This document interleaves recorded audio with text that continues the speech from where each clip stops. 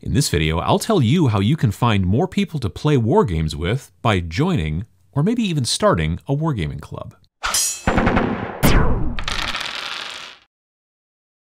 The subject of today's video mainly comes from a conversation I had with a friend of mine at Adepticon this year, 2018. His name's Tim, and he's part of the Chicago Skirmish Wargames Club, which, strangely, they mainly play skirmish games, and they do it in the Chicago area. So anyway, they've got a blog and a website and all that kind of stuff. I'll link it down below. But they are a club of people who play skirmish games. And he said to me at the time, he's like, maybe talking about how people can find more people to play with when they join a club might be something you are interested in doing. And I said to him, I'm going to put that in my phone because otherwise I'm going to forget it because my head is garbage. But, it was a very good idea. If you don't have anybody around you, you don't know a single person who lives local to you who plays war games, then this may be difficult. This may be a problematic thing. Not necessarily, but it may be.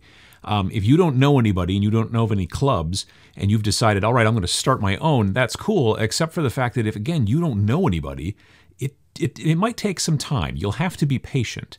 The fact of the matter is that if you do decide that you want to start a club and to try to get people together, if it's just something where you're like, I would like to play more games with people locally, please, and I don't know how to do that, there are options. There are different places you can look, obviously. The people that I work with, we made an app about that whole thing, which is called GameFor. Pachow. You can find out more about it, and we've added club and group functionality into the app, which I'll get more into in a bit. But the fact is, if you don't know any people around you who play, you probably don't know of any clubs around you who play. So if you can do some searching with the idea of looking for a club, you may find somebody, whether it's through, social media or an app or whatever, you may find somebody who is running a club, and then you can see if you can join or just, kind of come and check it out. And then you'll find people, hopefully, who are playing games that you're interested in, and you can kind of go from there. But if you do have a small group of people who you play with, but you would like to expand it, I would definitely think about starting a wargaming club. The benefits to a wargaming club go far beyond just finding people to play with, though that is, a pretty big deal. Many of us just want to find new and varied people to play with. If you play against the same two friends in your friend's, basement or garage, and you've been doing that, for the last couple of years, eventually things can get a little dull. You're tired of going up against the same Space Wolves over and over and over again, or whatever the problem might be. You might decide, we need to get some fresh blood into this whole situation, and that's when a wargaming club can be important. But there's other benefits to wargaming clubs beyond that. Another big one is it's easier for people to kind of pool their terrain, their resources in general. If you want to have a club night where you get together, and again, this is predominantly like what I'm talking about in the US. From what I understand, over in the UK, gaming clubs, wargaming clubs specifically, are a bigger deal because there are people who will actually rent, like spaces, and then they'll have specific nights that it's open, and that's a whole thing and whatnot. And there's probably a board of directors. There's got to be probably some paperwork and all that kind of stuff. It doesn't have to go like that if you don't want it to. If you just want it to be a group of people who have a common messaging system and get together, and try to get more people together as well, more people into the club, then that's, just fine as it works out. But the benefits are that you can get, usually you can kind of pool your terrain, you can pool your cool gaming mats and things like that you play on. Sometimes you can find amongst the group somebody who's got like the perfect gaming spot and it will work out great. Other times you may have to transfer from place to place. Maybe on Wednesdays you play here, but on Saturdays you play there. And it might even be at a store. It doesn't have to be in somebody's basement or whatever. It's actually easier sometimes to have a club if you do play in stores, because then you can recruit people to join your club. Another big benefit to joining a club is that it kind of can help drive you or motivate your hobby progress.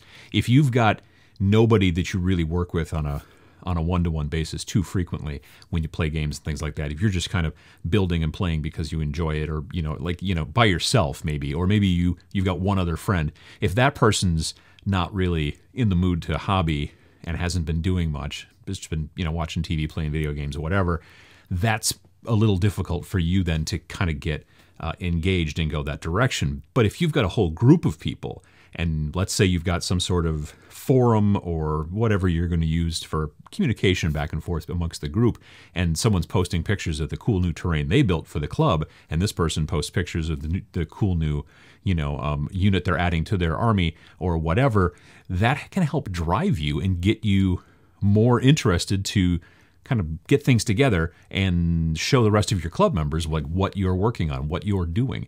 There's a big benefit to having other people around and being more social in your wargaming, and a club is really right up that alley. Now, if you're running the club, there can be some downsides, and that's frequently, maybe extra work because you've got to try to figure out how to set up some sort of system, some sort of message board, some sort of Facebook group, whatever you're going to use for communication and back and forth. And maybe you have to administrate that a little bit, things like that. That's not a huge deal, but it can sometimes, depending on which way you go, be a little more taxing than others.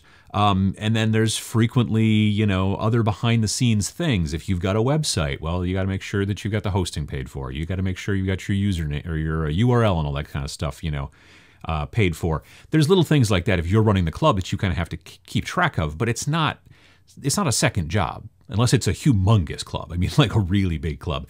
If it's a normal size club, it's probably not that big of a deal. So there's that, and maybe you have to organize and try to figure out like when you're going to have your events and where you're going to have your events and things like that. But there are plenty of things, like I mentioned, GameFor is one of them, that allows you to have not only messaging amongst the group, but you can also then have, like, here's the group, events, both public and private, if you want to go that direction. Sometimes you want to have a public event because you want to talk about, or show people at a local store these games that you've been playing and try to recruit more people to the club. And other times you just want to get together at Bill's house and have some adult beverages and maybe a little cookout after you get done playing, and kind of go from there. And not everybody is invited to that, just the people in the club or however it goes. There's a lot of different options. There's a lot of things that you can gain by joining a club if you can go down that road, because you can end up meeting all kinds of people that you very possibly wouldn't have met in other ways. And that can be, I think personally, a benefit to you in the long run. Everybody wants more friends, don't they? So again, if you've got absolutely nobody in your area, you don't even have a single opponent to play with other than maybe somebody in your family or maybe your spouse or something like that, then getting a club started is going to be difficult. At least attempting it, you may find through different services and systems, whether it's going to be something online, something in an app, something whatever, you may find that there are people out there that you've just never bumped into before. But if you kind of advertise through, something like our app GameFor, or through Facebook, or through, any different type of means, the internet, regular Google, whatever, you kind of put it out there, you may have to wait. There may have to be patience involved. But eventually you might be somebody who says, hey, I found out about your club. And you'd be like, well, it's technically currently just me. Be open about it. Don't be like, oh yeah, we have a huge club full of people. And then, just tell them, look, I'm trying to start this club. Put it right into the social posts that you make, whether it's on Twitter or whatever. You've got so many different options these days. But do that. Let people understand you're trying to start this club, get people involved, and then hopefully you can get a club that starts to grow, get some games in. That's really the point, is to try to actually sit down and get some games in. You want to be able to play with people that you don't have to drive hundreds of miles to get to, you know what I mean? Like at a convention and stuff like that. I get to see certain people when I go to conventions like, let's say, Adepticon. I get to see certain people that I only get to see at Adepticon. But I'm lucky enough when I come home that I do have people at the local shop, people that I know, people that I can play with, even people I work with that I can play with. But not everybody is as lucky. And so using the resources that we now have out there of worldwide internet communication, you can not just try to reach out maybe to one person, but maybe actually start a movement. Reach out to a bunch of people. Reach out to people in your area. And if you take the kind of, you take point on this and decide, I'm going to run this club and do it, there's no reason that it can't expand and go forward. Tabletop Minions was originally started as a club.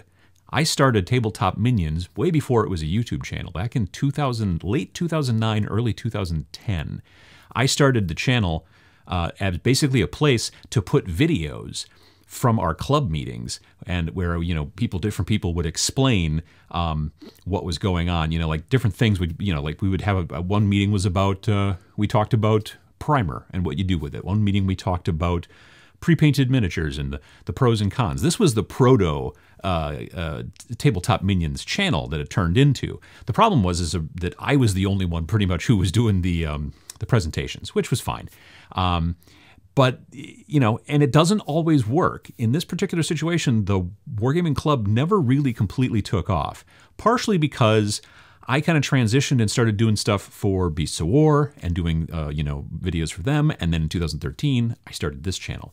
So that kind of threw those things under the bus, threw the Wargaming Club under the bus. But if it's something that you're interested in, it's something that can grow to the point where not only do you have plenty of people to play with and all that kind of stuff, but you also might have a website or a great blog like the Chicago Skirmish Wargames Club, where you can post different articles, and then you can kind of get your other creative aspects kind of out there and start writing articles and creating content. Maybe you start a YouTube channel, you know, your club does, and you start talking about things, filming games, talking about strategy, talking about hobby, whatever you want to do. There's so much different stuff that you can do if you just start to take the initiative and to say, you know what, I'm going to start a club because I want to get more games in and I want to meet more people in my local area to do that.